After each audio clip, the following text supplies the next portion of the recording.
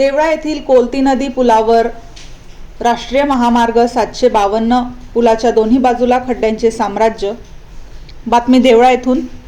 देवळा शहरातून जाणारा राष्ट्रीय महामार्ग 752 हा नुकताच काँक्रिटीकरण झाला असून देवळा शहरातील कोलती नदी पात्रावरील पुलाच्या परिसरात काही तांत्रिक अडचणींमुळे सुमारे 100 मीटर रस्ता हा काँक्रिटीकरणाचा बाकी असल्यामुळे या पुलावरील दोन्ही बाजूस BR गोयल या कंपनीच्या ठेकेदारामार्फत 2 महिन्यापूर्वी भराव टाकून डांबरीकरण केले होते। त्यामुळे आजूबाजूच्या प्रवाशांना व वाहनधारकांना धुळीपासून मुक्तता मिळाली होती।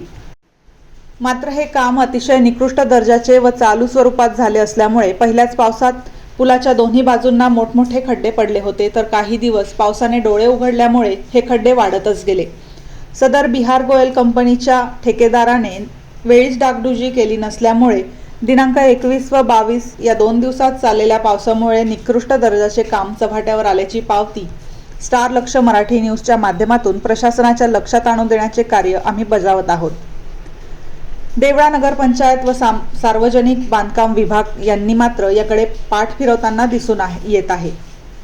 खड्ड्यांमुळे पुलावर अपघात होण्याची दाट शक्यता असल्यामुळे प्रशासनाने राष्ट्रीय महामार्ग 752 कोलती नदी पुलावरील दोन्ही बाजूच्या रस्त्याचे BR गोयल या कंपनीकडून काँक्रिटीकरण काम पूर्ण करून वाहनधारकांना व नागरिकांना खड्ड्यातून मुक्तता करावी अशी नागरिकांकडून खंत व्यक्त केली जात आहे। वृत्तसंकलन समाधान केदारे, कार्यकारी संपादक, देवळा।